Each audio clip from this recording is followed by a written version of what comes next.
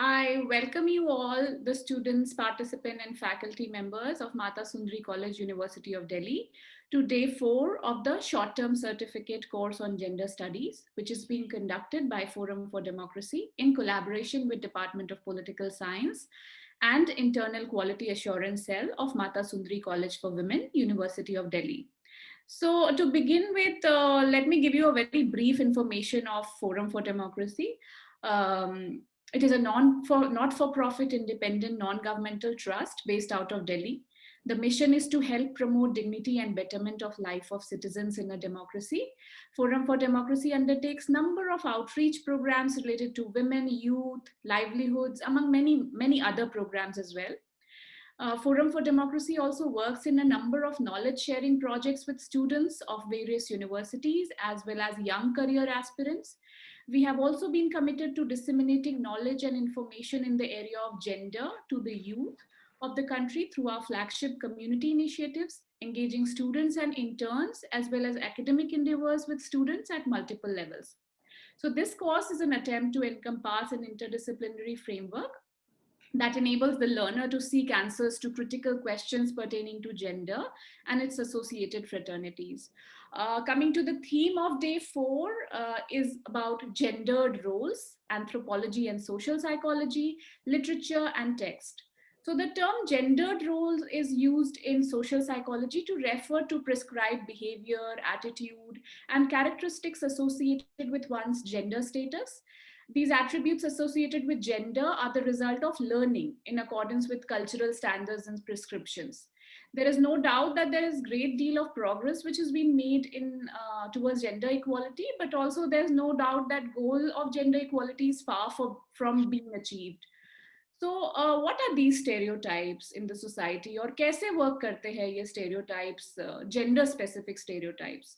In our day-to-day life, in our day-to-day understanding and decision making, हमारे literature और text में कैसे ये gender stereotypes होते हैं? So इन सब questions का answer करने के लिए, इन सब सवालों को समझाने के लिए, today we have experts who will try to make us understand this in a very simple manner.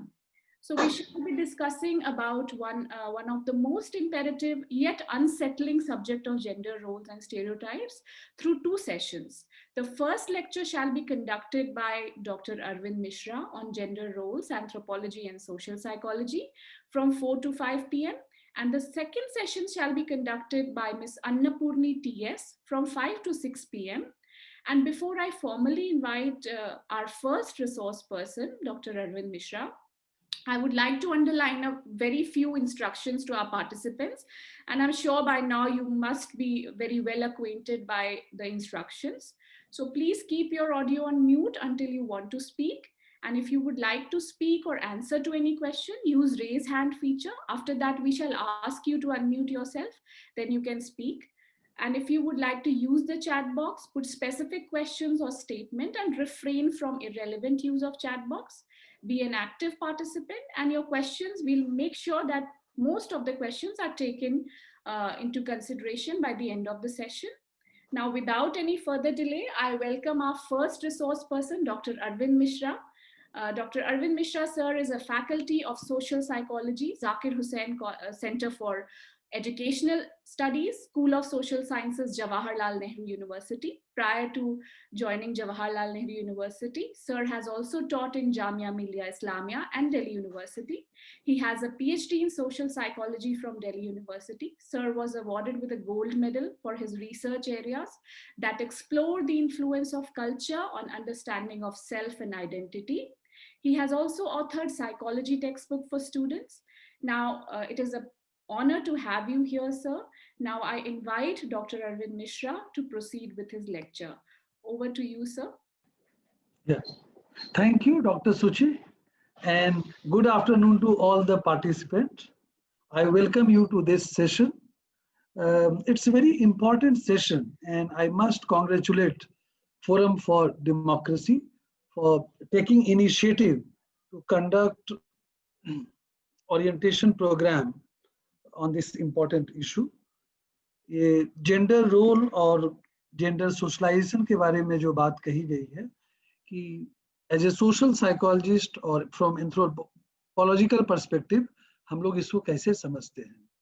सबसे पहली बात, शायद आप लोगों ने बहुत ने पढ़ा भी होगा, लेकिन जिन्होंने नहीं पढ़ा होगा उनको मैं बताता हूँ कि दो वर्ड है, एक सेक्स और एक जेंडर। इन दोनों के बीच में अंतर हमें समझना चाहिए। सेक्स जो एक कॉन्सेप्ट है, ये बायोलॉजिकल है कि biologically male and female are different. So this difference is in terms of the sex. But gender is a social construction, social concept. Society में किसी को किस तरह से कहा जाता है कि आपके लिए आइडियल बिहेवियर है, क्या आपके लिए डिजायरेबल बिहेवियर है, तो सोसाइटी हमें सिखाता है। इवन कि मेल की अगर बात लें या फीमेल की बात लें, तो डिफरेंट सोसाइटी में मेल होने का क्या मतलब है। जैसे अगर हम देखें पूरी दुनिया में और खासकर हमारे देश में, तो कुछ तरह के काम मेल को कहा जाता है कि जिसमें फिजिकल एनर्जी, जैसे आर्मी है कि लड़ना है बॉर्डर पे जाके, फीमेल भी लड़ सकती हैं, लेकिन ट्रेडिशनली देखा गया है कि मेल को ये काम दिया जाता है, पुराने जमाने में भी और आजकल भी, और वो करते हैं। लेकिन ऐसा होता कैसे है? क्या ये नेचुरल है कि मेल और फीमेल का बिहेवियर अलग है एक दूसरे से, और एक के बिहेवियर में पावर ओरिएंटेशन ज्यादा है और दूसरे के बिहेवियर में थोड़ी रिसेप्टिविटी ज्यादा है। एक और डिफरेंस अक्सर कहा जाता है कि फीमेल को ये काम नहीं दो, वो बड़ी इमोशनल होती हैं। और इमोशन की जब हम बात करते हैं तो थोड़ा एक नेगेटिव सेंस में बात करते हैं कि इमोशन होना कोई अच्छी चीज नहीं है, और जो ज्यादा इमोशनल होते हैं वो रिस्पॉन्सिबल वर्क या सीरियस वर्क नहीं कर सकते। ये सब कुछ मिसकंसेप्शन है जिसके बारे में मैं बात करूंगा आपसे। तो ये रोल जो है, जेंडर रोल जिसको हम लोग कहते हैं, ये आता कहाँ से है? ये कौन डिफाइन करता है कि मेल को इस तरह से बिहेव करना चाहिए और फीमेल को दूसरे ढंग से बिहेव करना चाहिए? गॉड है या नहीं है, इसके बारे में भी चर्चा हम लोग नहीं करेंगे, लेकिन किसी गॉड ने ये कहा नहीं है। ये सोसाइटी में ही एक नॉर्म बनता है, और हर सोसाइटी में, चाहे मॉडर्न सोसाइटी हो या ट्रेडिशनल सोसाइटी हो, एक नॉर्म होता है कि किस ग्रुप को किस तरह से बिहेव करना चाहिए। जैसे हम लोग कहते हैं बच्चे हैं, तो अक्सर पेरेंट्स कहते हैं तुम लोग बच्चे हो अभी, या तुम अभी बच्चे ही हो, तुम ये काम नहीं कर सकते हो। और कभी कभी पेरेंट्स उसी को कहते हैं कि अब तुम बच्चे नहीं हो, मतलब अब दूसरे ढंग से बिहेव करो। तो हर ग्रुप के लिए, हर सोसाइटी में कुछ ना कुछ एक प्रिस्क्राइब्ड रोल होता है, उसी को हम लोग नॉर्म कहते हैं। नॉर्म ये हुआ जो डिजायरेबल बिहेवियर है, जिस तरह से आपको बिहेव करना चाहिए, और अगर उस तरह से आप बिहेव करते हैं तो आपको अप्लॉज मिलता है, रीइंफोर्स किया जाता है आपके बिहेवियर को। और अगर उस हिसाब से आप बिहेव नहीं करते हैं तो आपको डिसअप्रूव किया जाता है, कभी कभी पनिश भी किया जा सकता है। इस ये प्रोसेस जो साइकोलॉजिकल प्रोसेसेस है, बाय रिवार्डिंग और बाय पनिशिंग, कि अगर आप रोल के हिसाब से बिहेव करते हैं तो आपको रिवार्ड दिया जाता है, चाहे वो रिवार्ड वर्बल हो, शाबाश बहुत अच्छे, तो आपको इनकरेज किया जाता है, ये भी एक तरह का रिवार्ड है।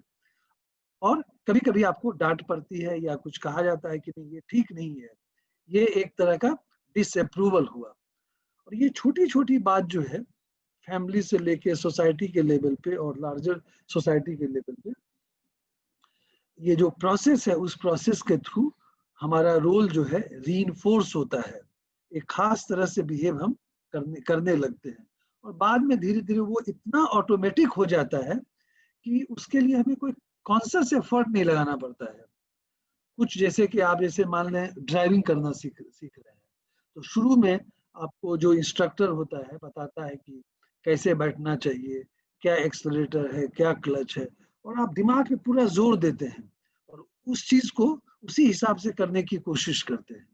लेकिन जो एक एक्सपर्ट ड्राइवर हो जाता है, उससे पूछे तो वो कॉन्शियस बहुत नहीं होता है, बड़ा ऑटोमेटिक होता है उसका बिहेवियर। ये हमारे बहुत सारे बिहेवियर में होते हैं। जब हम किसी चीज में एक्सपर्ट हो जाते हैं, एक्सपर्टीज एक्वायर कर लेते हैं, तो हमें कॉन्शियस एफर्ट नहीं लगाना पड़ता है, वो ऑटोमेटिक होने लगता है। इसको हम लोग कहते हैं ऑटोमेटिसिटी ऑफ बिहेवियर। ये ऑटोमेटिसिटी जो है सर्वाइवल के लिए, लाइफ के लिए जरूरी है, क्योंकि अगर हर बिहेवियर के लिए हमें कॉन्शियस एफर्ट लगाना पड़े तो हमारे पास एक लिमिटेड कॉग्निटिव रिसोर्सेज हैं, और अगर हर चीज के लिए उतना सोचना पड़े तो आप बहुत काम एक साथ, जैसे मल्टीटास्किंग है, एक साथ 3 काम करना, तो अगर आप एक्सपर्ट नहीं है, ऑटोमेटिसिटी के स्टेज पे नहीं पहुंचे हैं, तो 3 या 4 काम एक साथ नहीं कर सकते, क्योंकि उतना कॉग्निटिव रिसोर्सेज हमारे पास नहीं होता है।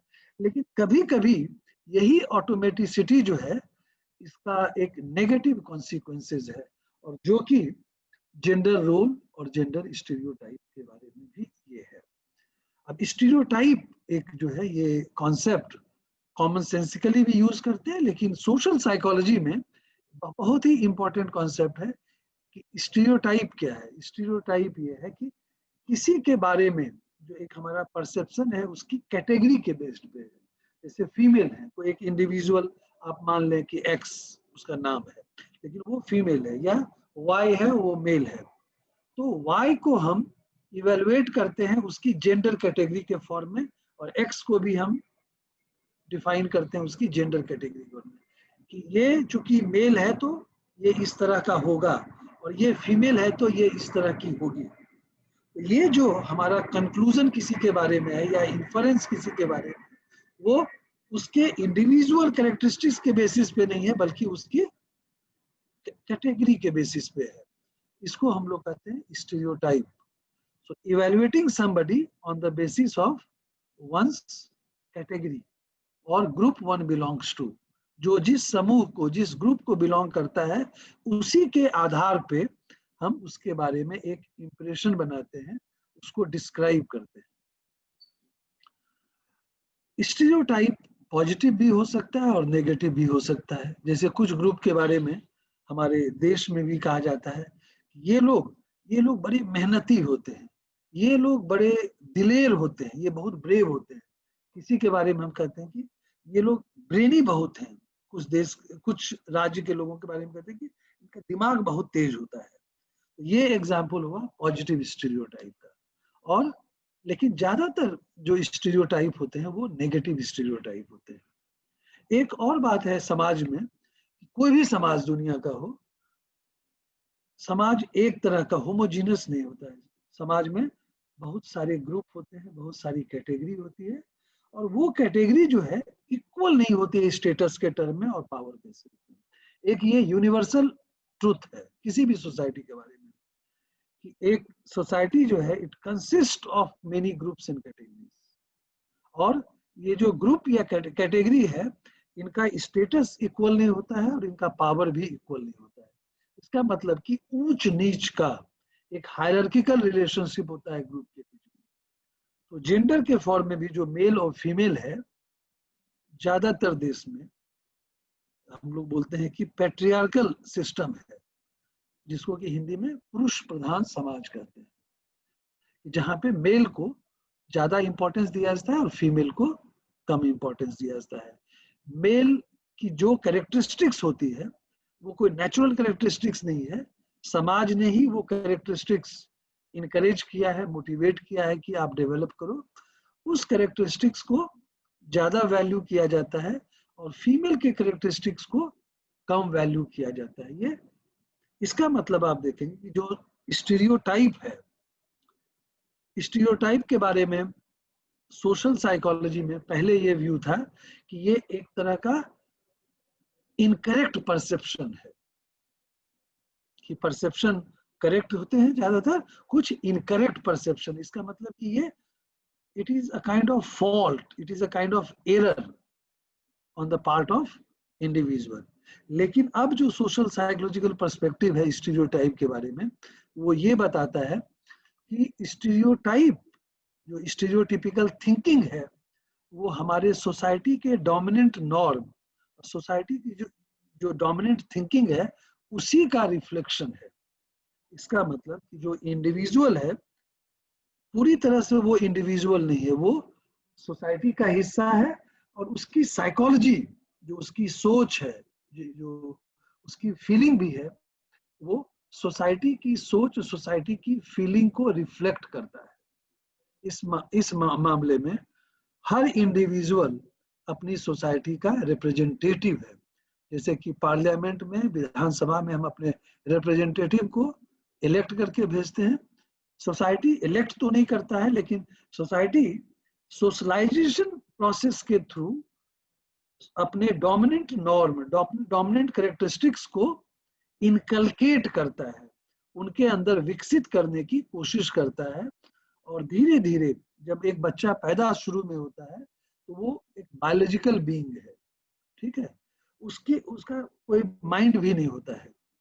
लेकिन सोशलाइजेशन प्रोसेस के थ्रू 6-7 साल के उम्र तक वो उस समाज का हिस्सा हो जाता है। जो समाज की सोच होती है वो सोच उसके अंदर का सोच हो जाता है, वो उसको इंटरनलाइज कर दिया जाता है। स्टीरियोटाइप बहुत एक क्लियर कट एग्जाम्पल है कि कोई भी बच्चा अगर वो मेंटली रिटार्डेड नहीं है, अगर कोई ब्रेन का उसको प्रॉब्लम नहीं है, अदरवाइज वो नॉर्मल है, तो सोसाइटी में जितने स्टीरियोटाइप हैं, चाहे उसके अपने ग्रुप के बारे में या दूसरे ग्रुप के बारे में, उसके बारे में उसको अवेयरनेस हो जाता है। इस पे पूरी दुनिया में रिसर्च हुआ है और पाया गया है कि दुनिया के हर हिस्से में, हर समाज में जो है, बच्चे में स्टीरियोटाइप के बारे में एक अवेयरनेस हो जाता है। और उस केवल अवेयरनेस नहीं होता है, वो बच्चा जो है उसी स्टीरियोटाइप के हिसाब से देखने, मतलब एक स्टीरियोटाइप को आप कह सकते हैं कि ये चश्मा या एक प्रिज्म है जिसके माध्यम से, जैसे चश्मा जब नजर ठीक नहीं होता है तो हम लोग चश्मे के हेल्प से देखते हैं और सब चीज साफ दिखता है। तो अपने सामाजिक परिस्थितियों को देखने समझने के लिए, अपने समाज को समझने के लिए भी हमको एक तरह का माइंड में चश्मा चाहिए, कॉन्सेप्ट चाहिए। स्टीरियोटाइप जो है वो एक तरह का मेंटल ग्लास है, ये हमारे मन का जो, ये दिमाग का जो है वो चश्मा है, और वो चीजों को समझने में, देखने में मदद कर सकता है। हाँ, ये है कि ये चश्मा जो है, जैसा आप जानते हैं, अगर आप कलर्ड ग्लास पहन लें तो चाहे रियलिटी कलर्ड नहीं भी हो, लेकिन अगर कलर्ड ग्लास से देखेंगे तो रियलिटी आपको उसी कलर में दिखेगी। उसी तरह से ये स्टीरियोटाइप जो है हमें एक खास तरह से अपनी सामाजिक स्थिति को या अपने समाज को दिखाता है, वो उसी तरह से रिप्रेजेंट करता है सोसाइटी को। लेकिन ये भी एक बात है कि बिना स्टीरियोटाइप के, क्योंकि स्टीरियोटाइप एक तरह का कैटेगरी है, हम लोग बिना कैटेगरी के अपने आसपास के चीज को समझ नहीं सकते, चाहे वो फिजिकल रियलिटी हो, जैसे पेड़ देख रहे हैं आप, आसमान देख रहे हैं, नदी देख रहे हैं, पहाड़ देख रहे हैं, रोड देख रहे हैं, ये फिजिकल रियलिटी है। तो ये जो ये शब्द हमने कहा कि नदी है, आसमान है, रोड है, पेड़ है, ये भी एक कॉन्सेप्ट है। ये कॉन्सेप्ट आपको सिखाया गया है, आपके माता पिता ने सिखाया, आपके टीचर ने सिखाया, समाज के और लोगों ने सिखाया, और धीरे धीरे इसी कॉन्सेप्ट की वजह से आप इसको एक खास ढंग से देखने लगते हैं। उसी तरह से समाज की चीजों को भी देखने के लिए हमारे पास कॉन्सेप्ट होता है। तो मेल और फीमेल ये कॉन्सेप्ट है, ठीक है। और ये कॉन्सेप्ट जो है, जो मैंने शुरू में कहा कि एक बायोलॉजिकल रियलिटी है जिसको कहते हैं सेक्स और जेंडर में डिफरेंस, और जेंडर जो है ये सोशियोलॉजिकल रियलिटी है। तो ये जो बायोलॉजिकल रियलिटी है मेल फीमेल को हम सोशियोलॉजिकली समझने लगते हैं। सोशियोलॉजिकली सोसाइटी में उनके बीच में जो डिफरेंस क्रिएट किया गया है, या उनको जिस तरह से डिफाइन या कैरेक्टराइज किया गया है, ये कॉन्सेप्ट्स समाज का हर बच्चा सीख लेता है सोशलाइजेशन प्रोसेस के थ्रू, और उसके दिमाग में ये कैटेगरी आ जाती है मेल फीमेल की। और सोसाइटी में जो नजरिया है मेल और फीमेल के लिए, वही नजरिया उस बच्चे का भी और उस इंडिविजुअल का भी हो जाता है। और जैसा मैंने कहा कि एक जो प्रोसेस है रिवार्ड और पनिशमेंट के थ्रू, उस बिहेवियर को हम रीइंफोर्स करते हैं, जो बिहेवियर सोसाइटी के नॉर्म के हिसाब से होता है, और जो सोसाइटी के नॉर्म के हिसाब से नहीं होता है उसको हम डिस्करेज भी करते हैं, कभी कभी पनिश भी करते हैं। तो स्टीरियोटाइप से बचना बड़ा मुश्किल है। वो माइंड का मतलब ही है कि आपके दिमाग में बहुत सारी कैटेगरी है, स्टीरियोटाइप भी एक कैटेगरी है, उससे बचा नहीं जा सकता है। लेकिन इतना पेसिमिस्टिक होने की भी बात नहीं है कि अगर आप कहेंगे कि किसी सोसाइटी में मेल के लिए एक तरह की धारणा है और फीमेल के लिए दूसरे तरह की धारणा है, तो क्या सामाजिक परिवर्तन नहीं होगा, सोशल चेंज नहीं होगा, लोगों का नजरिया नहीं बदलेगा? यस, बदलेगा। ये भी हम जानते हैं कि कोई भी समाज जो है वहां पे एक ही तरह की का विचार नजरिया नहीं होता है। कुछ लोग ऐसे होते हैं जो दूसरे तरह की बात करते हैं। वो जो डोमिनेंट थिंकिंग है, डोमिनेंट नॉर्म है, उसका विरोध भी करते हैं, उसकी आलोचना भी करते हैं। आप याद करें, कुछ समाज सुधारक हमारे देश में हुए हैं। अब मुझे अभी तुरंत एक याद आ रहे हैं, कबीर। हिंदी में कबीर दास के बारे में पढ़ा होगा, उनके दोहे भी पढ़े होंगे आपने।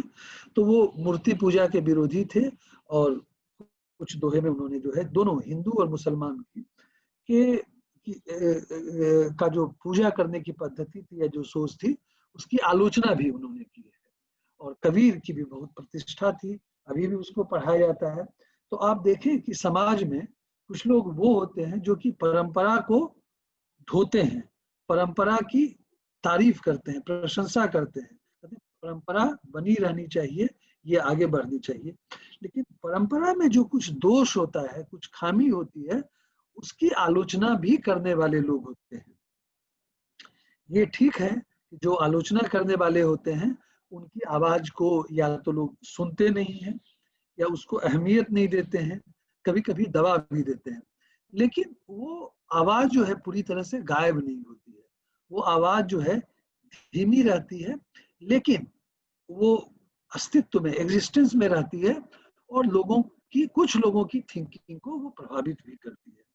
इसका मतलब है कि समाज में एक ही तरह की थिंकिंग नहीं होती है और उस थिंकिंग का आपस में कभी टकराव होता है, कभी इंटरेक्शन होता है। और इसी वजह से आप देखेंगे कि कोई भी समाज दुनिया का हो, उसमें 200 साल पहले या 100 साल पहले जिस तरह की थिंकिंग थी, जो परंपरा थी, वो उसमें बदलाव आया है। हमारे समाज में भी आप अपने परिवार में अगर बड़े बुजुर्गों से बात करें या आप जिस कम्युनिटी से आते हैं वहाँ के भी बड़े बुजुर्गों से बात करें, जो आपके दादाजी के जनरेशन या उससे बड़े जनरेशन के हों, तो वो बताएंगे कि पहले चीजें कैसे होती थी और अब चीजें कैसे होती है। अब आप विमेन एजुकेशन की भी बात करें, एक बार मैं यहाँ गया हुआ था, लेडी हार्डिंग मेडिकल कॉलेज, बहुत ही नामी कॉलेज है, बहुत ही प्रेस्टिजियस कॉलेज है। उस समय वहाँ की जो प्रिंसिपल थी, उन्होंने दिखाया कि फर्स्ट फ्लोर पे बालकनी के फॉर्म में था कि जो फीमेल स्टूडेंट्स हैं वहां पे जाके बैठती थी और क्लास करती थी। तो कहने के लिए को एजुकेशन था कि एक इंस्टीट्यूशन में, उस समय की बात है, लेकिन वो बैठने का जो अरेंजमेंट था वो अलग अलग था। और भी कुछ संस्थान में इस तरह की चीजें थी, लेकिन अब आप देख रहे हैं कि सोच बदल रही है। फिर ये भी था कि पायलट फीमेल नहीं हो सकती तो फीमेल पायलट भी हो सकती है। हमारे देश में देखें कि रक्षा मंत्री भी, जो अभी वित्त मंत्री हैं निर्मला सीतारमन, तो रक्षा को हम मानते हैं कि वो तो सोल्जर हैं और सोल्जर ज्यादातर मेल होते हैं, और उसको हेड करने वाला जो मिनिस्टर हो वो उसी तरह का कोई ब्रेव हो और मेल हो। तो फर्स्ट टाइम जो है एक फीमेल को बनाया गया। राजनीतिक कारण भी हो सकते हैं, लेकिन उसका एक सिंबॉलिक वैल्यू भी है कि जो डिफेंस मिनिस्ट्री है उसके मिनिस्टर जो है फीमेल है। तो इस तरह की चीजें भी हर समाज में हो रही है। फिर ये भी आप देखते हैं कि अमेरिका ऐसे देश में जहाँ की अभी तक कोई भी फीमेल प्रेसिडेंट नहीं हुए हैं, लेकिन या हेड ऑफ द स्टेट, लेकिन आप जानते हैं इंडिया में इंदिरा गांधी थी, श्रीलंका में श्रीमती माओ भंडार नायके थी, पाकिस्तान में बेनजीर भुट्टो थी, और बांग्लादेश में भी फीमेल है, और भी कुछ देश में है।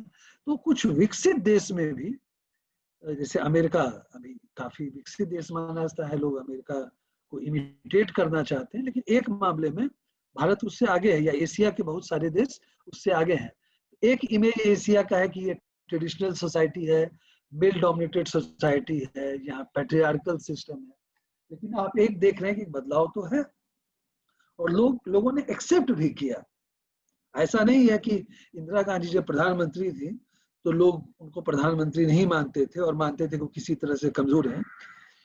आपको पता होगा कि जब वो प्रधानमंत्री थी तो बांग्लादेश जिसको हम कहते हैं, ये पहले पाकिस्तान का हिस्सा था, पूर्वी पाकिस्तान, और भारत की लड़ाई हुई और इंडिया ने रोल प्ले किया जिससे कि वो जो पूर्वी पाकिस्तान है वो पाकिस्तान से अलग हुआ और एक स्वतंत्र राष्ट्र बना।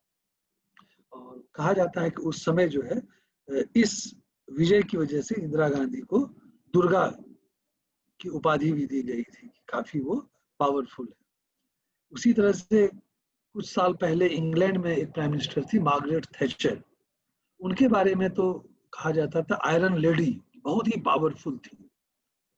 तो एक बदलाव भी हम लोग दुनिया में सब जगह देखते हैं और ये भी हम देख रहे हैं कि बहुत सारे फील्ड जो ट्रेडिशनली मेल डोमिनेटेड था वहाँ फीमेल आ रही हैं और फीमेल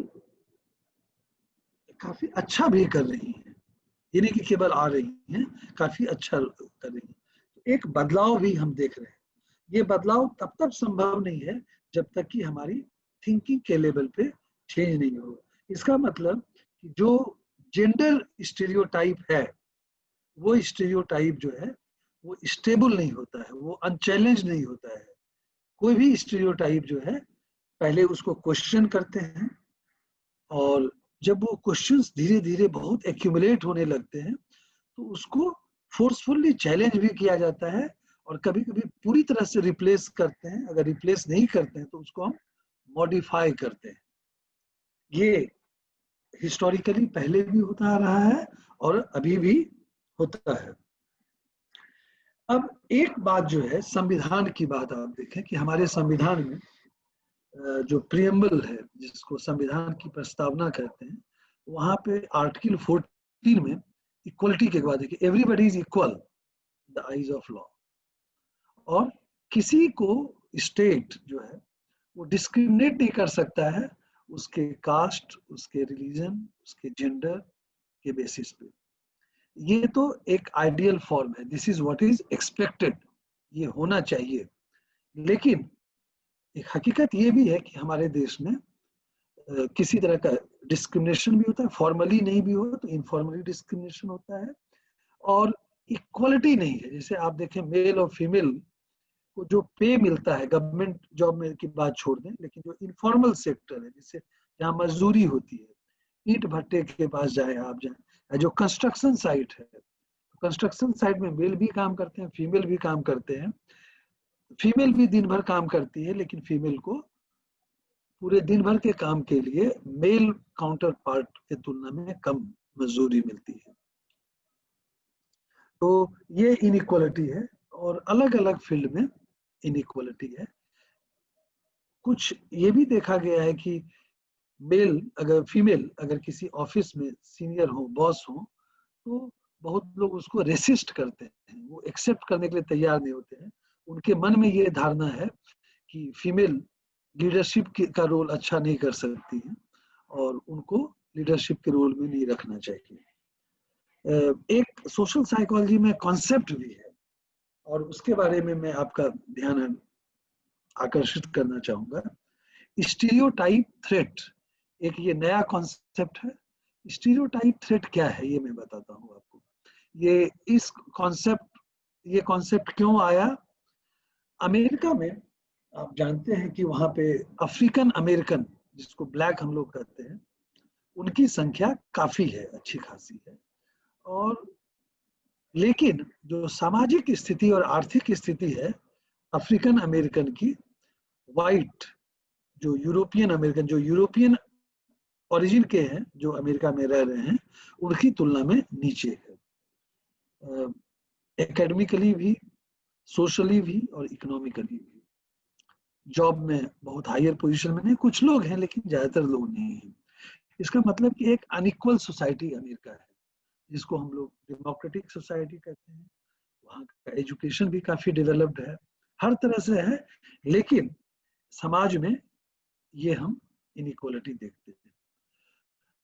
और ये भी देखा गया कि जो अफ्रीकन अमेरिकन है स्कूल लेवल पे और यूनिवर्सिटी लेवल पे भी इनका एकेडमिक अचीवमेंट जो है काफी लो रहता है। लो एकेडमिक अचीवमेंट ये एक बहुत बड़ा एकेडमिक इशू भी है और एक प्रैक्टिकल इशू भी है कि क्यों इनका एकेडमिक अचीवमेंट लो होता है। एक सिंपल एक्सप्लेनेशन ये हो सकता है, हम लोग भी कॉमन सेंस के लिए कहते हैं कि जो स्टूडेंट्स क्लास में बहुत अच्छा करते हैं उनका इंटेलिजेंस बहुत हाई है, और जो बहुत अच्छा पढ़ने में नहीं करते हैं उसके पास उनका इंटेलिजेंस कम है। एक सिंपल एक्सप्लेनेशन है।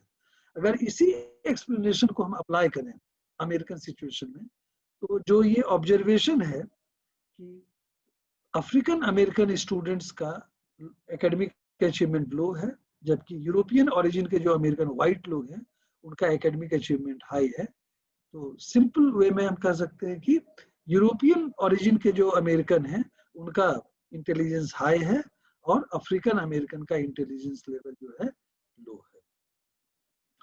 ये जो सिंपलिस्टिक थिंकिंग है ये स्टीरियोटाइप से आता भी है और ये स्टीरियोटाइप को रीइंफोर्स भी करता है।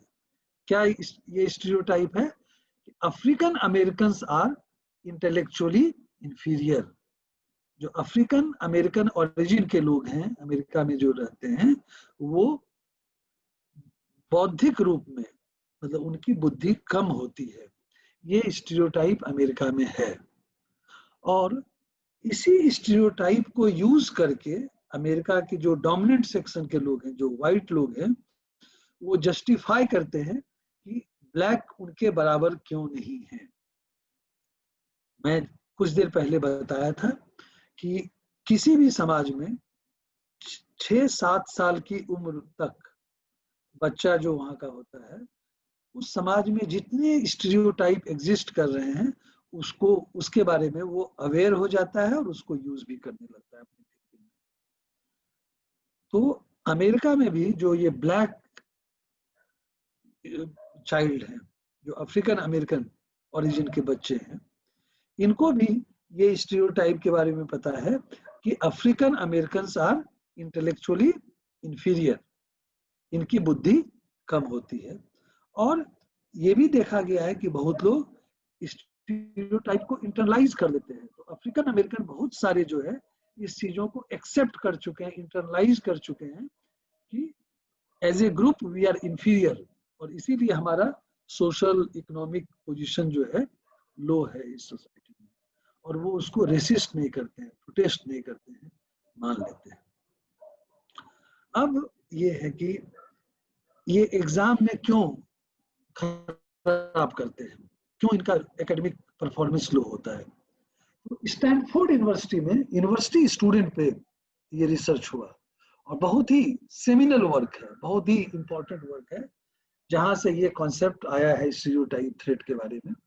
कि अब स्टैनफोर्ड यूनिवर्सिटी के बारे में अगर आपने सुना होगा कि अमेरिका की टॉप यूनिवर्सिटी में है, यहाँ एडमिशन बहुत मुश्किल है।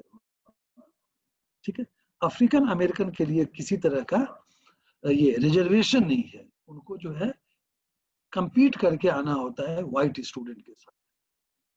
इसका मतलब ये है कि जो लोग स्टैनफोर्ड यूनिवर्सिटी में पढ़ रहे हैं, जिनका एडमिशन हुआ है, उनका एकेडमिक परफॉर्मेंस काफी बढ़िया रहा है, ब्रिलियंट एकेडमिक परफॉर्मेंस। तो लेकिन ब्लैक जो अफ्रीकन अमेरिकन स्टूडेंट्स हैं स्टैनफोर्ड यूनिवर्सिटी के, इतने ब्रिलियंट एकेडमिक परफॉर्मेंस के बाद भी उनका एकेडमिक अचीवमेंट वहां पे लो होता है। अब इसको समझने के लिए ये रिसर्च हुआ।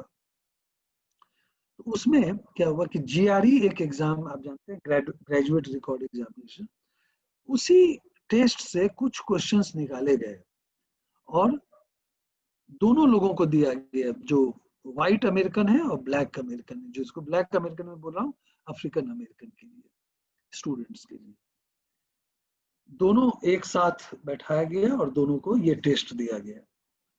लेकिन दो सिचुएशन में, पहले सिचुएशन में कहा गया कि इंस्ट्रक्शन कि ये जो टेस्ट मैं आपको दे रहा हूं, ये टेस्ट जो है ये इससे असेस हम करेंगे कि आपका इंटेलेक्चुअल लेवल क्या है। इंस्ट्रक्शन में क्या था कि ये टेस्ट जो आपको दिया जा रहा है इससे असेस होगा कि आपका इंटेलेक्चुअल लेवल क्या है। और दूसरे कंडीशन में दोनों ग्रुप के बच्चे बैठे हुए थे, स्टूडेंट बैठे हुए थे, लेकिन वहां पे इंस्ट्रक्शन में कहा गया कि हम लोग साइकोलॉजी का एक रिसर्च कर रहे हैं और हम ये जानना चाहते हैं कि लोग सोचते कैसे हैं। तो आप गौर करें कि इंस्ट्रक्शन में क्या डिफरेंस है।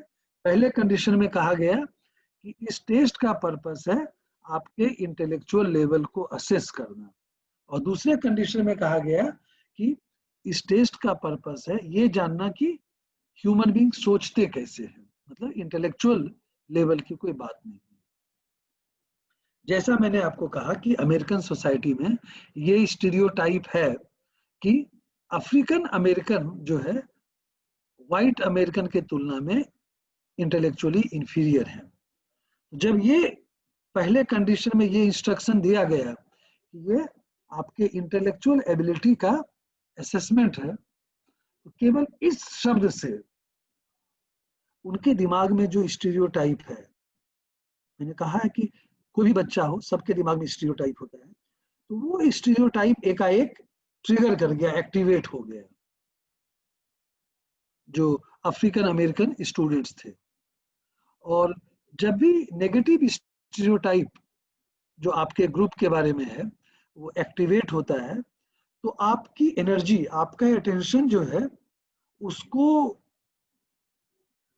काउंटर करने में या उसी के इर्द गिर्द रिवॉल्व करने लगता है। इसका मतलब कि उस स्टूडेंट का, अफ्रीकन अमेरिकन स्टूडेंट्स का जो कॉग्निटिव एनर्जी था या अटेंशन जो था, वो जीआरई टेस्ट का जो क्वेश्चन है उसको सॉल्व करने में नहीं लग पा रहा था, बार बार इंटरफियर कर रहा था वो स्टीरियोटाइप उसके ग्रुप के बारे में। और ये एक फियर क्रिएट हो जाता है कि कहीं मेरे बिहेवियर से ये प्रूव ना हो जाए कि हम लोग वास्तव में इंटेलेक्चुअली इंफीरियर हैं।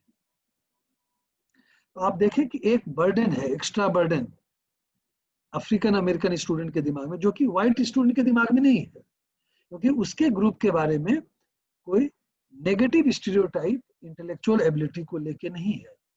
तो व्हाइट अमेरिकन स्टूडेंट जो है, जब उनको टेस्ट दिया जाता है तो वो अपना पूरा अटेंशन, कॉग्निटिव रिसोर्सेज लगा रहे हैं प्रॉब्लम को सॉल्व करने में, जबकि अफ्रीकन अमेरिकन स्टूडेंट जो है उनकी एंजाइटी बढ़ जाती है कि कहीं अगर एग्जाम खराब हो गया हमारा तो ये स्टीरियोटाइप कंफर्म हो जाएगा, और उस डर को काउंटर करने में या वो एक इंटरफियर करने लगता है और उनका एकेडमिक परफॉर्मेंस।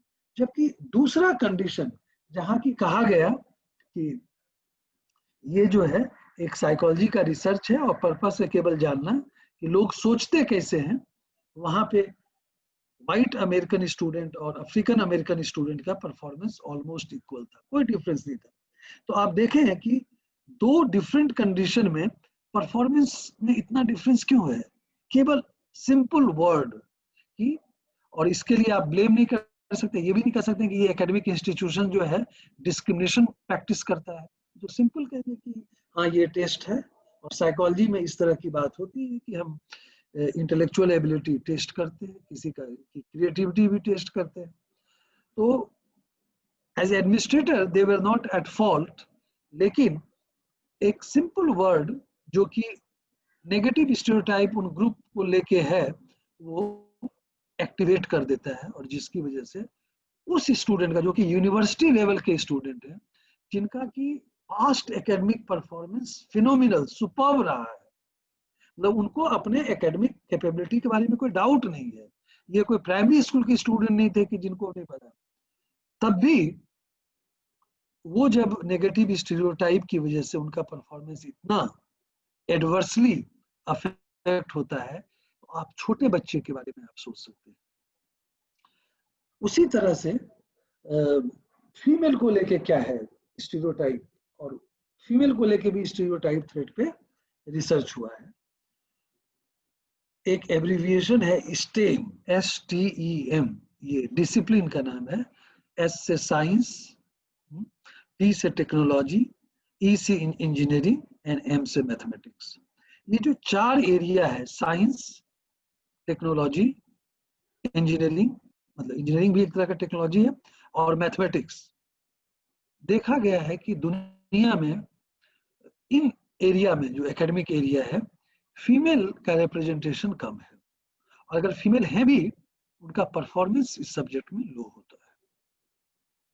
और ये रीइंफोर्स भी किया जाता है कि फीमेल को साइंस नहीं लेना चाहिए, मैथ नहीं लेना चाहिए, फीमेल मैथ में अच्छा नहीं होती है, वो बायोलॉजी ले। तो इंजीनियरिंग में जो है, अगर आप आईआईटी जाएं, जो काफी प्रेस्टिजियस है, तो आईआईटी में ही आप देख लें कि मेल और फीमेल का नंबर कितना है, तो आपको काफी कम मिलेगा। मेडिकल कॉलेज में आपको फीमेल का ज्यादा मिलेगा। तो ये भी एक सोसाइटी के थिंकिंग का रिफ्लेक्शन है। तो ये एक अभी कंटेम्प्रेरी कंसर्न है कि how to increase representation of female in STEM discipline.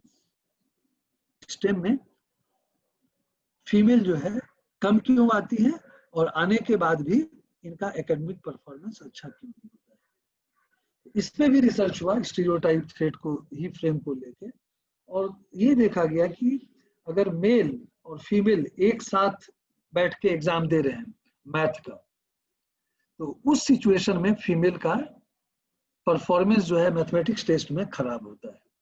लेकिन जहां केवल फीमेल ही हो, तो वहां पे उनका परफॉर्मेंस जो है काफी ठीक होता है। इसका मतलब क्या हुआ, इसको कैसे एक्सप्लेन करेंगे फाइंडिंग को। जब मेल और फीमेल एक साथ देते हैं, तो फीमेल देखती है कि एक मेल भी हमारे साथ है, उसके साथ हम compete कर रहे हैं। और हमारे समाज में ये स्टीरियोटाइप है कि females are not very good at mathematics, और वो जो है इंटरलाइज किए हुए हैं। और वो जो सिचुएशन है, जो टेस्ट का सिचुएशन है, जहाँ की मेल है, बिकॉज ऑफ मेल्स प्रेजेंस, वो नेगेटिव स्टीरियोटाइप उसके माइंड में एक्टिवेट हो जाता है। और जब एक्टिवेट होता है, तो female she starts fighting against that stereotype, और वो अपनी मेंटल एनर्जी जो है मैथमेटिकल प्रॉब्लम को सॉल्व करने में नहीं लगा पाती।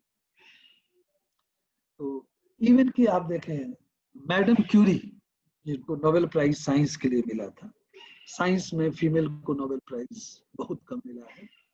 और उस जमाने में जिस समय मैडम क्यूरी थी, तो नोबेल प्राइज के पहले मैंने सुना था कि उन्होंने कोई बहुत ही हाई लेवल का रिसर्च किया था, और उस रिसर्च की फाइंडिंग को कम्युनिकेट किया था।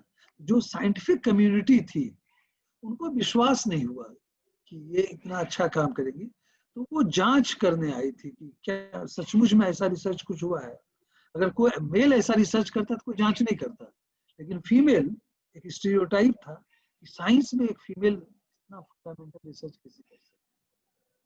और ये भी मैंने सुना कि शायद नोवेल के लिए जब इनको वहां से ये मिला था लेटर, तो ये लेटर में लिखा हुआ था, किसी ने कहा, मैंने पढ़ा नहीं है, कि एक मेरे साइंस के कलीग ने कहा, we will appreciate if you do not come to this meeting. लेकिन इन्होंने जवाब दिया कि this time I will make it sure that I come for this. तो उन्होंने अपना एक असर्टिवनेस दिखाया।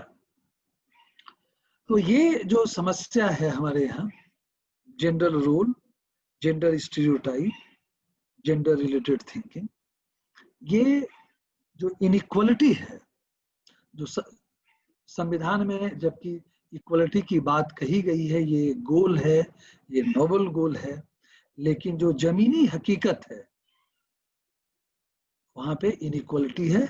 और उस इनइक्वलिटी का जो बेसिस है, वो बहुत अधिक सोशल साइकोलॉजिकल है, थिंकिंग। और जैसा मैंने कहा कि हिंदुस्तान में भी रिसर्च हुए हैं, और बहुत जगह जो ये डिस्क्रिमिनेटरी प्रैक्टिसेस हैं फीमेल के अगेंस्ट, फीमेल ही उस सपोर्ट करती है। ये आम बात है कि जब लड़की शादी होके अपने ससुराल जाती है, तो जो फीमेल मेंबर हैं उस फैमिली की, वो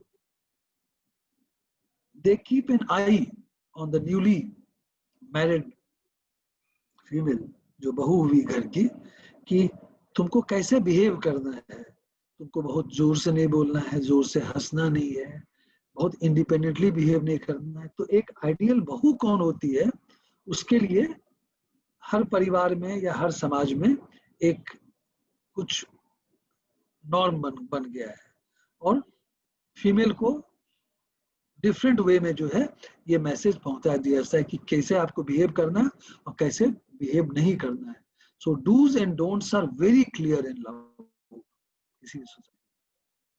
तो जब तक ये स्टीरियोटाइप चेंज नहीं होगा, लेकिन एक अच्छी बात ये है, क्योंकि मैं पेसिमिस्टिक नोट में अपने प्रेजेंटेशन को एंड नहीं करना चाहता हूँ, कि ये एम्पेरिकली भी देखा गया, हिस्टोरिकली और सोशल साइकोलॉजी में रिसर्च भी हुए हैं कि स्टीरियोटाइप्स कैन बी चैलेंज्ड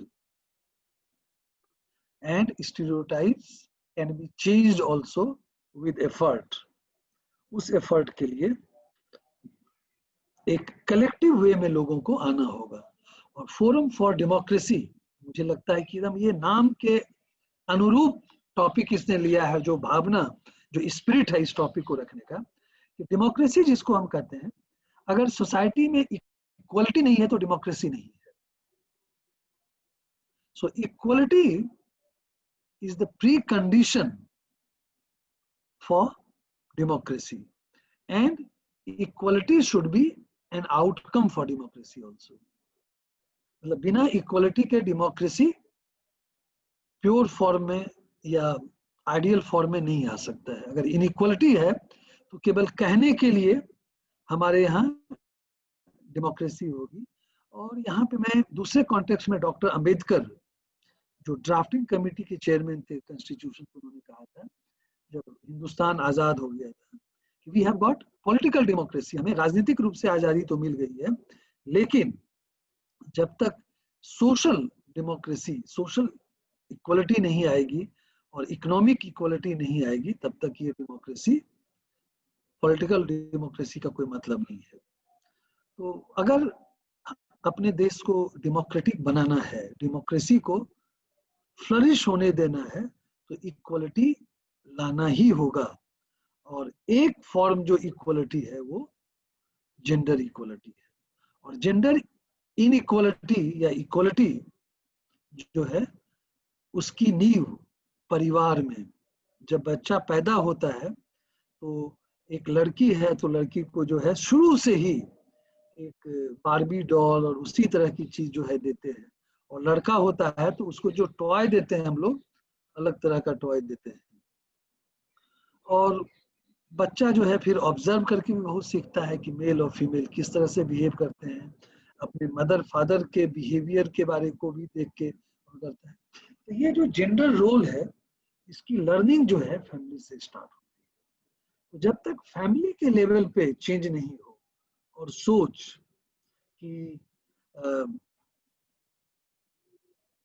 खाना कौन बना रहा है, ये भी आम देखा गया है कि मेल और फीमेल अगर, और आजकल बहुत होने लगा है कि दोनों नौकरी कर रहे हैं, घर से बाहर नौकरी कर रहे हैं, और ऑफिस से दोनों लौट के आए तो थकान तो दोनों को हुई, लेकिन मेल जो है आके आराम से सोफे पे बैठ गए और या तो अपने मोबाइल को चेक कर रहे हैं या टेलीविजन देख रहे हैं, रिलैक्स कर रहे हैं.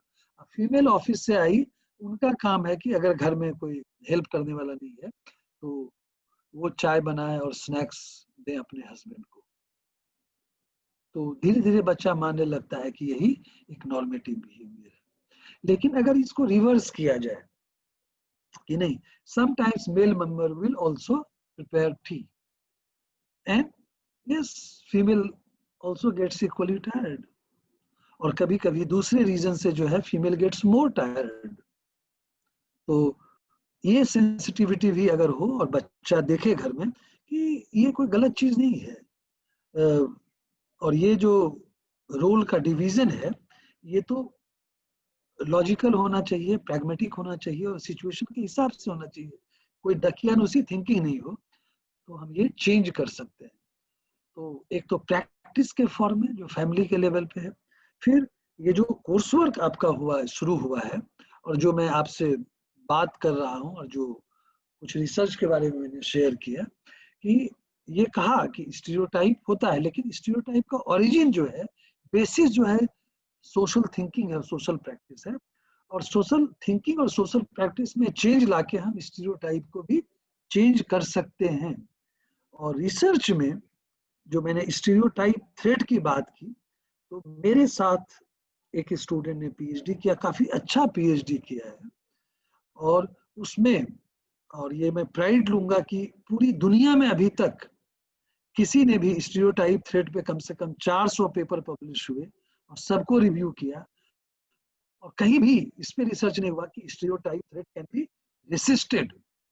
So for the first time I brought this idea, I thought this idea, and I supervised my student, and she was a female, and did a very high quality of PhD research, and through empirical data she could demonstrate, वो दिखा पाई कि किस तरह से जो है organised वे में, collective form में एक ग्रुप जो है नेगेटिव स्टीरियोटाइप जो ग्रुप को लेके है उसको चैलेंज कर सकता है. तो ये हो सकता है. तो सारे फीमेल को, आप फॉर्मेटिव स्टेज में, आप हायर एजुकेशन में हैं, आपसे एक्सपेक्टेशन है कि आप सोसाइटी में चेंज लाएं, पॉजिटिव चेंज लाएं. और जब आप ये चेंज लाएंगे तो बेसिकली आप डेमोक्रेसी का जो रूट है उसको और डीपेन करेंगे. डेमोक्रेसी जो है ऐसा नहीं कि कोई एक फिनिश्ड प्रोडक्ट है, प्रोजेक्ट है. कॉन्स्टिट्यूशन में कह दिया गया कि एक डेमोक्रेटिक सोसाइटी, तो डेमोक्रेटिक हो गया. ये प्रोसेस के थ्रू ही डेमोक्रेसी यहाँ पे आएगा प्रैक्टिस में, और इसकी जड़ें गहरी होंगी, जिसमें कि आपका रोल बहुत अहम है. मैं ये कह के, I think now I can see organizer giving me a nod, so I would like to stop here, and I will welcome you to ask question, to make observation, and I will be very happy if you differ from me and you say that at some point of time I was not right. Thank you. Thank you very much, sir. And that's true that students are really ready with their questions. So without any further delay, I would ask the first student, Kriti Chutani, to unmute herself and ask question, because she was the first one to raise hand. Kriti, can you please unmute yourself? Yes, ma'am. Just a second.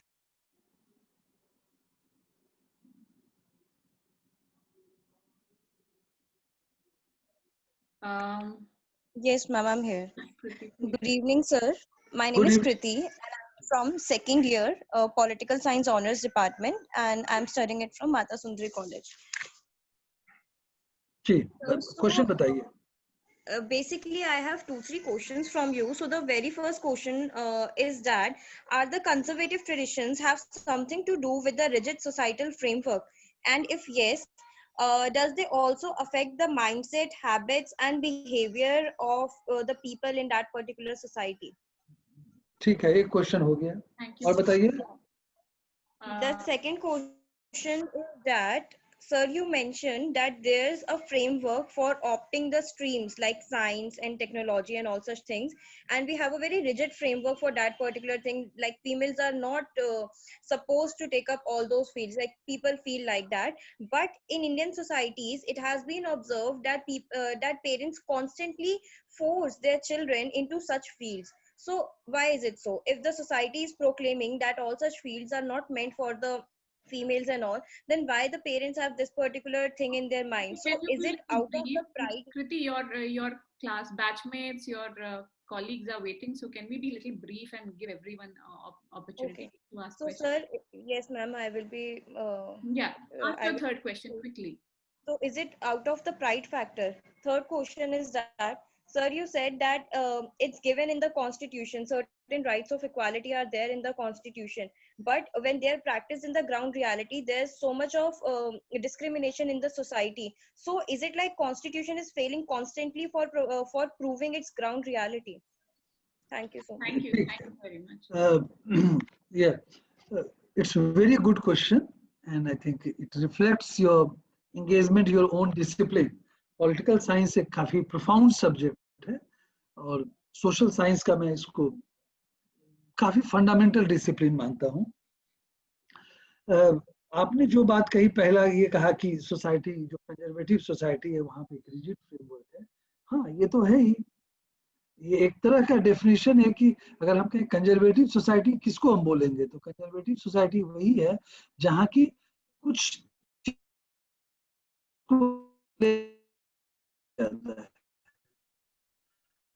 ओवरिटी जो होता है individual behaviour में, और stereotype में आपको ज्यादा दिखेगा, क्योंकि स्टीरियोटाइप जो है उसकी एक लाइफ होती है, और वो उसी तरह का है कि एक जिन जो है जब वो पैदा हो गया तो जिसने पैदा किया वो उसके कंट्रोल के भी बाहर हो जाता है।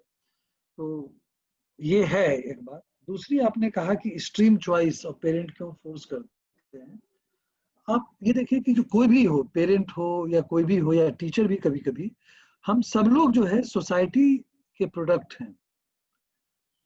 ऐसा नहीं है कि जो पेरेंट हैं उनकी थिंकिंग बहुत ज्यादा आगे हो गई, वो सोसाइटी के हिस्सा है, उनका भी सोशलाइजेशन हुआ है, और सोसाइटी के वो टॉर्च बेयरर है। बेयरर इस सेंस में मैं कह रहा हूँ कि सोसाइटी की जो नॉर्म है, जो परंपरा है, जो थिंकिंग है, उसको वो प्रिजर्व भी कर रहे हैं, उसको आगे बढ़ा रहे हैं, उसको प्रैक्टिस कर रहे हैं। अगर समाज में ये थिंकिंग है कि फीमेल को ये पढ़ना चाहिए और ये नहीं पढ़ना चाहिए, तो वो पेरेंट के थिंकिंग में दिखेगा।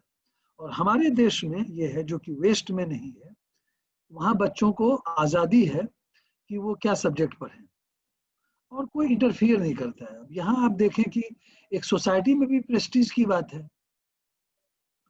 मैं अपनी ही बात कहूँ कि +2 तक मैंने साइंस पढ़ा था, और जब डिसाइड किया कि मैं सोशल साइंस में आऊँगा, सोशल साइंस में भी साइकोलॉजी पढ़ूंगा, तो वहाँ की जो थिंकिंग थी कि ये तो लड़कियों का सब्जेक्ट है, और जिनको पढ़ने में बहुत मन नहीं लगता है और जो पढ़ने में अच्छे नहीं होते हैं वो सोशल साइंस पढ़ते हैं। तो मुझे काफी दिक्कत हुई, और मेरे पेरेंट्स भी मेरे इस डिसीजन से खुश नहीं थे। तो ये होता है, पेरेंट्स फोर्स करते हैं। हमारे यहाँ इंडिपेंडेंस की ट्रेनिंग नहीं है जो कि वेस्टर्न सोसाइटी में है, और इसको माना जाता है कि ये एक डिजायरेबल बिहेवियर है कि पेरेंट्स गाइड करते हैं, और पेरेंट्स भी आपको कहेंगे कि हम तुम्हारी अच्छाई के लिए, तुम्हारी भलाई के लिए, भविष्य के लिए करते हैं। तो वो है, और वहाँ पे हर लेवल पे, जैसे ये भी एक डिस्कशन है जिसके थ्रू हम जो है पेरेंट्स को, और आप घर में भी डिस्कस करेंगे। और कॉन्स्टिट्यूशन की जो आपने बात कही फेल करना, मैं फेल करने के सेंस में तो नहीं कहूंगा। कॉन्स्टिट्यूशन एक प्रॉमिस है, ठीक है। कॉन्स्टिट्यूशन जो है एक तरह का मैनिफेस्टो है, ठीक है, और हमें उसको जो है धरातल पे उतारना है, और किसी एक की रिस्पॉन्सिबिलिटी नहीं है इसको प्रैक्टिस में लाने का, और केवल गवर्नमेंट ही ला सकता है। जब तक सिविल सोसाइटी, सारे लोग जो है सजग नहीं होंगे, और इक्वलिटी, कॉन्स्टिट्यूशन जो इक्वलिटी की बात करता है इसका मतलब नहीं सोसाइटी में इक्वलिटी है। कॉन्स्टिट्यूशन ये कहता है कि हमें इक्वलिटी लानी है, और ये एक आइडियल फॉर्म है, और यही गाइडिंग प्रिंसिपल होगा। कोई भी रूल जो बनेगा सोसाइटी में, जो कानून बनेगा, वो इसी गाइडिंग प्रिंसिपल के तहत बनेगा। तो अगर कोई मान लें कि किसी यूनिवर्सिटी में, कॉलेज में इसी तरह का रूल बन गया जो जेंडर डिस्क्रिमिनेशन को प्रमोट करता है, तो वो कॉन्स्टिट्यूशन के स्पिरिट के अगेंस्ट है, उसको स्ट्राइक डाउन किया जा सकता है। ये फेल और पास होने की बात नहीं है, ये एक प्रॉमिस है, एक ये आइडियल है जो कि हम लोगों को उतारना चाहिए धरातल। ओके, सो सर क्या हम 2-3 क्वेश्चंस क्लब करके ले लें हाँ हाँ, स्टूडेंट से। तो सेकंड क्वेश्चन, निशा चौधरी, क्या आप अपना सवाल पूछेंगी अनम्यूट करके ब्रीफ में please. Good evening sir. Good evening. Sir I wanted to ask कि जब हम जिस थिंकिंग की हम बात कर रहे हैं, तो बाहर तो ये सारी चीजें होती रहती है, पर ये चीजें हम अपने घर में रोज फेस करते हैं, जी या जो हमारी मम्मियाँ भी होती हैं या हम भी होते हैं, ये चीजें हम खुद फेस करते हैं। लेकिन ये सारी चीजें हमारी जो मदर्स हैं, समझने के बावजूद वो इन चीजों को और ज्यादा प्रमोट करती हैं। जी, अगर हम उन्हें कितना भी समझा लें या कुछ भी कर ले, तो शायद उनके ऊपर इतना कुछ खास फर्क पड़ता नहीं है। तो जब हम घर में ही नहीं चेंज ला पा रहे, तो बाहर कैसे लाएंगे? कोई ठीक है, सोल्यूशन? ठीक है। चलिए, और दूसरा question. Bhavya, Bhavya, can you unmute yourself and ask question? Bhavya Sehgal. Yes, sir. Thank you for your lecture, sir. I just wanted to ask that, drawing upon the previous questions, so how can we unlearn these stereotypes, because they're a part of our regular life, and as you said, everybody has been socialized. So kahin na kahin hum khud bhi in gender stereotypes ko to some extent hold karte hain. So how can we sort of unlearn these stereotypes? Okay. Is there any third person to ask who wants to ask question? We'll take one more question. Latika, do you want to ask? Good evening sir. Sir Good evening. मेरा question ये है कि जैसे हम देखते हैं कि social inequality इतनी ज़्यादा है और उसको कंट्रोल करने के लिए हमें कुछ कॉन्स्टिट्यूशन में राइट्स मिले हुए हैं. जी. तो सर क्या आपको लगता है कि ये राइट्स इनफ है या इनमें हमें कुछ एक्स्ट्रा राइट्स और मिलने चाहिए? और ये स्टीरियोटाइप्स को कंट्रोल करने के लिए सर ये एक थिंकिंग है और इस माइंडसेट को चेंज करने के लिए अगर हमें राइट्स मिले हुए भी हैं तो भी हम उनको फॉलो नहीं कर रहे हैं, हमारी सोसाइटी के लोग उनको नहीं अपना पा रहे हैं, तो हम ऐसा क्या कर सकते हैं कि ऐसे कुछ राइट्स के थ्रू हम ऐसा कुछ कर सकते हैं कि थिंकिंग कंट्रोल हो? जी. ओके. तो मैं अब let me respond to these 3 question. तो पहला क्वेश्चन था कि ये पेरेंट ही जो हमारे हैं जानते हुए भी वो इस चीज को फोर्स करते हैं हमारे ऊपर. तो जब घर में ही नहीं तो कैसे ये हम चेंज लाएं? आप देखें कि यस डिफिकल्ट तो है, लेकिन आपको समझना होगा कि आपके पेरेंट भी जो है एक लेवल पे हम हर ह्यूमन बीइंग को लगता है, जिसको मैं इल्यूजन कहूंगा, कि we have control over our thinking. हम लोग एक रैशनल बीइंग हैं और कॉन्शियस बीइंग हैं, कि हम लोग जो है अपने कॉन्शियसली जो है अपनी थिंकिंग को रेगुलेट कर सकते हैं, अपने बिहेवियर को. लेकिन ऐसा नहीं है. आपकी जो थिंकिंग बनी भी है वो थिंकिंग इसी सोसाइटी में बनी है. इसका मतलब कि सोसाइटी का जो नॉर्म है, जो थिंकिंग है, वो ऑलरेडी आपका हिस्सा हो चुका है. So it is like an intimate enemy. ये एनिमी है आपका लेकिन इंटीमेट है और वो आपका हिस्सा बन चुका है. तो उसको बहुत डिफिकल्ट है कि, तो सबसे पहले तो पहचानना. तो आपके पेरेंट्स के साथ भी यही दिक्कत है, तो उनके साथ एक एम्पैथी रखें आप. ये ना कि उनको आप माने कि वो समझते नहीं हैं. All human beings have limitation, so do your parents. जब एक एम्पैथी रखेंगे और उनसे ठीक से आप बात करेंगे, समझने की कोशिश करें कि क्यों ऐसा कर रहे हो. हो सकता है बहुत सारी एंजाइटी हो, इनसिक्योरिटी हो.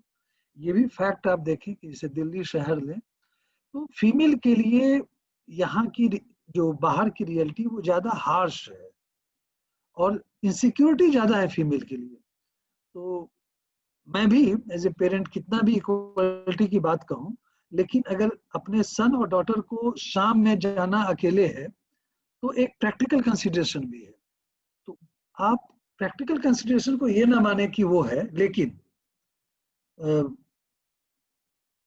ये हम बात कर सकते हैं कि ऐसा नॉर्म ना बन जाए हमारे साथ. और कुछ चीज है कि देखिए, जब तक सेफ्टी और सिक्योरिटी का मेजर एक कल्चरल जब तक चेंज नहीं होगा सोसाइटी में, जैसे हम लोग सुनते हैं कि बड़ौदा, गुजरात के शहरों में या मुंबई में भी, जैसे मुझे किसी ने दिखा जब मैं बड़ौदा गया हुआ था कि वहाँ डांडिया जब होता है रात में बड़ौदा में, तो 1.5 लाख लड़के लड़कियां जो है एक साथ, और किसी को इनसिक्योरिटी के फीलिंग, कोई भी रिपोर्ट नहीं है इस तरह का इंसिडेंट का कि there has been any kind of misbehaviour with the female. तो वो कल्चर है. तो आप देखिए वहां पे वो आजादी भी है और डिजायरेबल है. लेकिन जब तक वो, अब ये कहेंगे आप कि वो चिकन और एग वाला कि पहले क्या है, लेकिन पेरेंट्स की अपनी एंजाइटी होती है, इनसिक्योरिटी होती है, क्योंकि वो रोज देख रहे हैं अखबार के माध्यम से, टेलीविजन के माध्यम से कि कुछ ना कुछ अनटूवर्ड इंसिडेंट होते हैं. तो उतना आप समझने की कोशिश करें, बात करें. और अगर आपके पेरेंट्स कन्विंस हो जाते हैं कि आप सेफ रहेंगे, तो मेरे ख्याल से जैसे आपको पढ़ने के लिए तो बाहर आप आ रही हैं और रोका नहीं जा रहा है. पहले के जमाने में तो पढ़ने के लिए भी बाहर नहीं आया जाता था. तो कुछ तो कॉन्फिडेंस है आपके पेरेंट को कि वो आपको बाहर आने दे रहे हैं, पढ़ने दे रहे हैं. तो वो चाहते हैं, लेकिन उनकी थोड़ी ये मजबूरी होती है. अगर वो कन्विंस हो जाएंगे तो मुझे लगता है कि वो कर सकते हैं. तो एक फैमिली के लेवल पे एक डिस्कशन का कल्चर होना चाहिए और उसमें मदर और फादर को दोनों को इन्वॉल्व होना चाहिए. और सब लोग फैमिली के बैठ के बात करें. एक हमें लगता है कि जब तक डेमोक्रेटिक कल्चर फैमिली लेवल पे नहीं होगा, तब तक सोसाइटी में डेमोक्रेटिक कल्चर और इक्वालिटी. बट जो आपने कहा कि एक्स्ट्रा राइट मिलना चाहिए, क्योंकि कॉन्स्टिट्यूशन में कहा गया है, देखिए हर चीज जो है कॉन्स्टिट्यूशनल प्रोसेस, हर मेजर का अपना एक लिमिटेशन है, ये लीगल में, लेकिन दूसरा एक वो सोशल मूवमेंट का, ठीक है। बहुत सारी सोसाइटी में देखा गया है जो चीज लीगल मेजर के थ्रू, कॉन्स्टिट्यूशनल मेजर के थ्रू हम लोग अचीव नहीं कर पाए हैं, वो पॉलिटिकल मेजर्स के थ्रू या सोशल मूवमेंट के थ्रू हुआ है। और ये मेरा पर्सनल ओपिनियन है। जेंडर इक्वलिटी है, में कहीं रोक नहीं है इसके लिए, और सफिशिएंट वो प्रोविजन है, लेकिन अगर वो जमीनी तौर पे नहीं उतर रहा है या अभी तक उतना इम्प्लीमेंट नहीं हो पा रहा है, तो सोशल मूवमेंट की जरूरत है, या दूसरे मेजर की। एजुकेशन एक बहुत इंपॉर्टेंट चीज है। अच्छे अच्छे रोल मॉडल आए हमारे सोसाइटी में, और उसके थ्रू, जैसे किरण बेदी अगर देखें, मैं ये नहीं कर रहा हूँ कि बहुत चीज में कंट्रोवर्शियल भी रही, लेकिन एक ये है कि फर्स्ट वुमेन आईपीएस ऑफिसर, उसके बाद वो टेनिस की चैंपियन थी, काफी फियरलेस थी। तो जो पॉजिटिव उनका ट्रेट है, वो एक रोल मॉडल के रूप में भी आ सकती है। इस तरह के बहुत लोग हैं। कल्पना चावला भी थी, इंदिरा गांधी की बात हुई, जैसे अभी न्यूजीलैंड की प्राइम मिनिस्टर देखें, तो मैं तो काफी इम्प्रेस्ड हूँ उनसे। न्यूजीलैंड की prime minister so down to earth, और इमेंस क्वालिटी ऑफ लीडरशिप। और आप देखें कि जो अभी कोविड का क्राइसिस था, तो New Zealand handle it, and she has shown her sensitivity also. तो दोनों तरह का उन्होंने दिखाया कि she is a good leader but with human touch. तो इस तरह का रोल मॉडल जो है उसको हाईलाइट भी हमें करना चाहिए। तो मुझे नहीं लगता है कि कॉन्स्टिट्यूशन में कोई और एक्स्ट्रा राइट देने की जरूरत है। I think our constitution is far ahead of its time. It is highly progressive constitution, लेकिन इसको सपोर्ट करने के लिए जो है पॉलिटिकल और सोशल मूवमेंट की जरूरत है। Thank you. Thank you, sir. And I'm sure students के पास और भी बहुत क्वेश्चन हैं, and मैंने chat box में डाला है कि if you have more questions, and I could see you could raise hand also, but due to we have limited time for the lecture, you can mail us your questions, and Dr. Arvind Mishra sir will be kind enough to respond to them.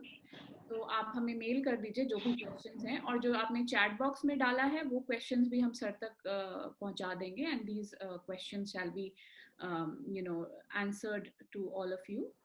So as we end this session, we really thank you, Dr. Arvind Mishra sir, for such an informative session, and I'm confident, as well as I can witness, our students have learned a lot of new things, and their own stereotypes must have been smashed, and now they would be in a position to deconstruct and challenge the gender roles and stereotypes in the society. We thank you very much, sir, and I'm sure our students really had a very fruitful session, and we really look forward for you to come again to guide our students in these kind of subjects. Thank you very much, sir.